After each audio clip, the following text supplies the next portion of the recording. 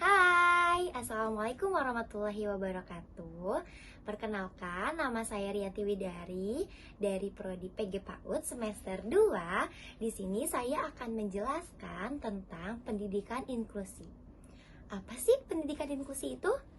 Jadi, pendidikan inklusi adalah sistem penyelenggaraan pendidikan yang memberikan kesempatan kepada semua peserta didik yang memiliki kelainan atau memiliki potensi kecerdasan atau bakat istimewa.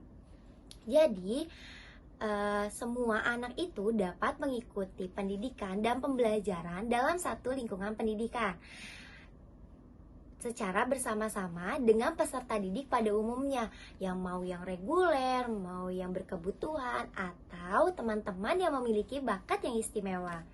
Sekolah inklusi juga dikenal sebagai sebuah sekolah yang memiliki konsep salah lagi Kak. Di sini saya akan menjelaskan tentang pengertian pendidikan inklusi. Apa sih pendidikan inklusi itu?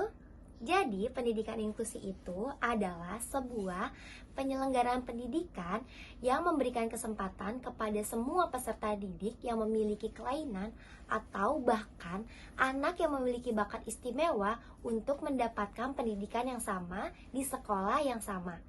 Jadi, pendidikan inklusi itu memberikan kesempatan kepada setiap anak untuk mendapatkan pendidikan tanpa memandang kondisi anak.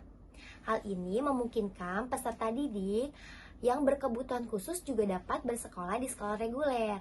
Jadi, sekolah inklusi ini menekankan pendidikan yang sama pada setiap individunya tanpa membedakan latar belakang, jenis, ataupun kelainan atau bahkan bakat istimewa yang dimiliki oleh setiap anak.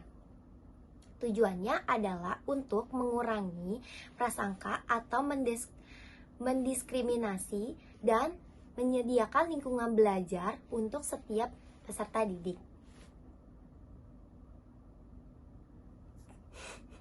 Apa sih karakteristik dari sekolah inklusi? Nah, yang pertama ada keterlibatan dan partisipasi aktif.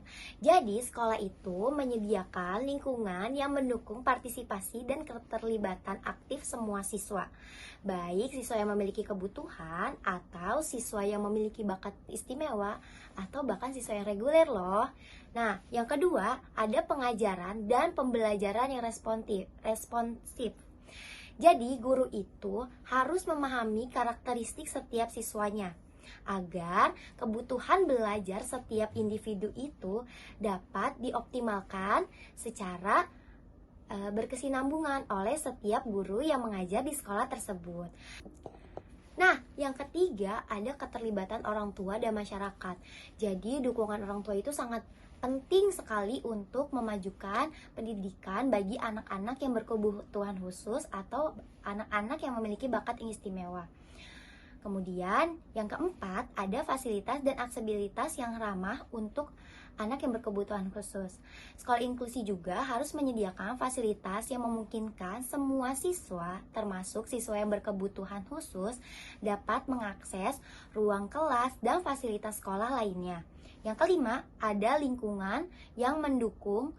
Kemudian, kenapa sih lingkungan yang mendukung itu sangat diperlukan? Karena untuk menanamkan nilai-nilai inklusif dan menghargai keragaman yang ada di lingkungannya, sehingga setiap individu dapat menikmati lingkungan sekolah yang aman dan nyaman. Apa sih ciri khas dari sekolah inklusi?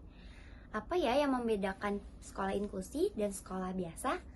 Nah, bedanya adalah adanya penyediaan rencana pembelajaran yang dipersonalisasikan untuk setiap siswa.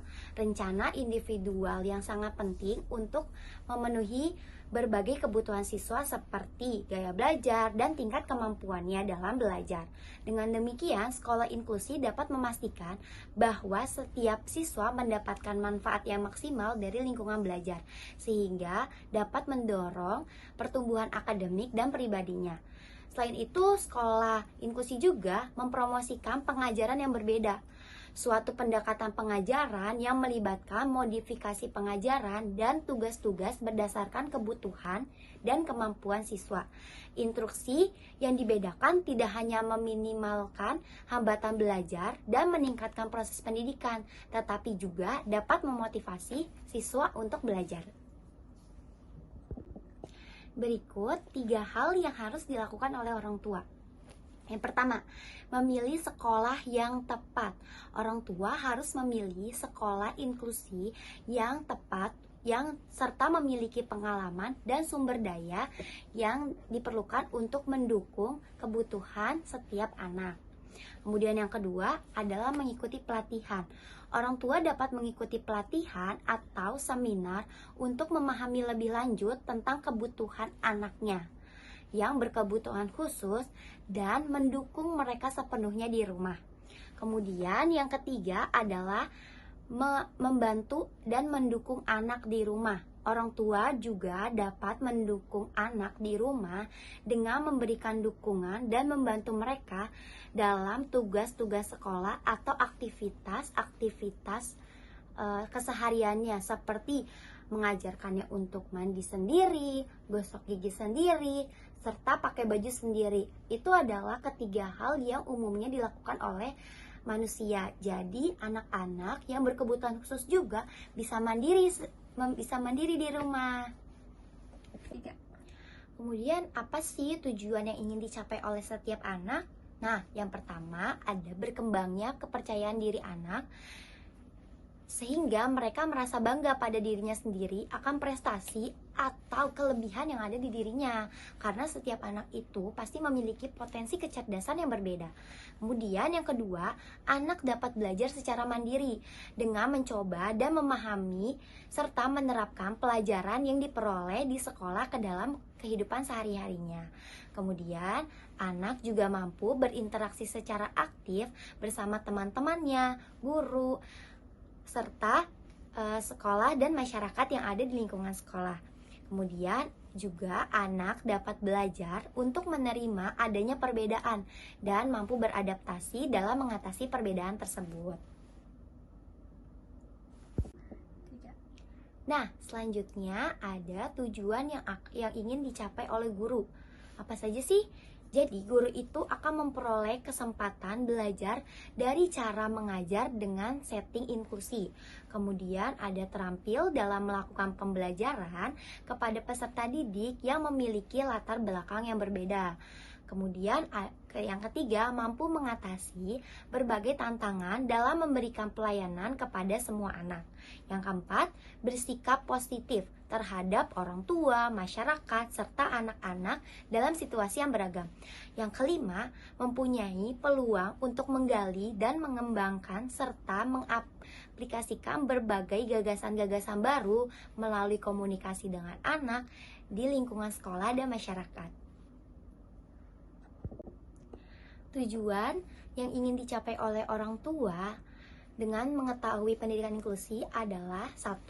Orang tua dapat belajar lebih banyak tentang bagaimana sih cara mendidik dan membimbing anaknya menjadi lebih baik di rumah dengan menggunakan teknik yang digunakan oleh guru di sekolah.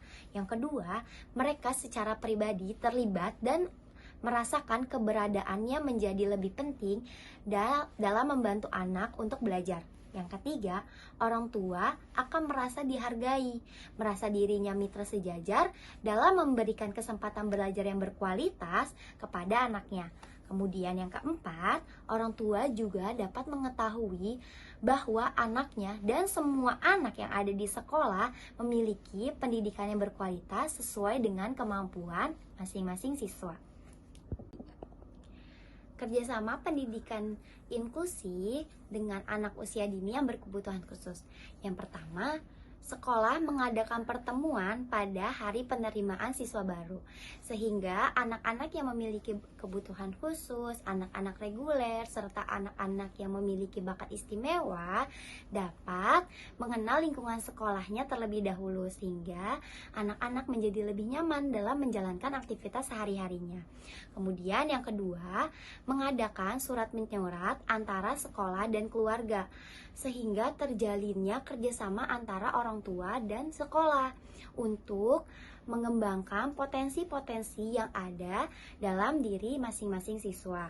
Kemudian yang ketiga, adanya daftar nilai rapot. Nah, ini sangat penting loh, karena kenapa ya harus adanya rapot? Karena agar orang tua itu dapat mengetahui perkembangan anaknya selama di sekolah. Jadi guru menginformasikan perkembangan anak setiap hari, kemudian diakumulasi menjadi rapot yang sehingga bisa terlihat, oh bedanya signifikan loh, begitu. Kemudian yang keempat, adanya kunjungan guru ke rumah orang tua siswa atau sebaliknya. Ini juga bisa disebut sebagai home visit. Jadi guru itu bisa tahu loh, apa sih kegiatan anak-anak kalau di sekolah, apakah hanya main gadget, apakah anak-anak belajar. Nah, itu pentingnya guru melakukan home visit ke rumah siswa. Kemudian mengadakan perayaan, pesta sekolah, atau pameran-pameran hasil kerja siswa. Nah, terkadang hasil pembelajaran anak-anak itu cuma dilihat kemudian menjadi barang yang tidak terpakai. Nah, itu tidak baik, teman-teman. Jadi, yang baik itu adalah karya-karya anak-anak itu disimpan, kemudian sekolah mengadakan pameran untuk ditampilkan. Misalkan nih, pameran di mall atau pameran-pameran di tempat-tempat umum seperti tempat CFD yang bakal dilihat sama orang banyak. Sehingga orang-orang tuh tahu, oh iya, anak-anak yang berkebutuhan khusus juga memiliki kecerdasan dan keterampilannya masing-masing, begitu. Kemudian yang terakhir adalah mendirikan perkumpulan orang tua dan guru seperti komite sekolah atau mengadakan rapat sehingga guru ini dapat bekerja sama kepada orang tua. Apa ya kegiatan yang seru misalkan begitu, atau misalkan guru dapat mengajak orang tua untuk ikut serta ke dalam kegiatan. Misalkan guru ingin mengenalkan transportasi darat seperti kereta, busway, atau alat transportasi umum lainnya. Nah, guru bisa mengajak orang tua untuk ikut serta mendampingi anaknya ketika berada di luar atau di lingkungan umum. Jadi anak-anak dapat terpantau dan orang tua dapat mengetahui gimana sih anak-anak kalau interaksi di luar. Nah, sekian dari Sekian pemaparan materi tentang pendidikan inklusi dari saya. Kurang lebihnya mohon maaf. Wassalamualaikum warahmatullahi wabarakatuh.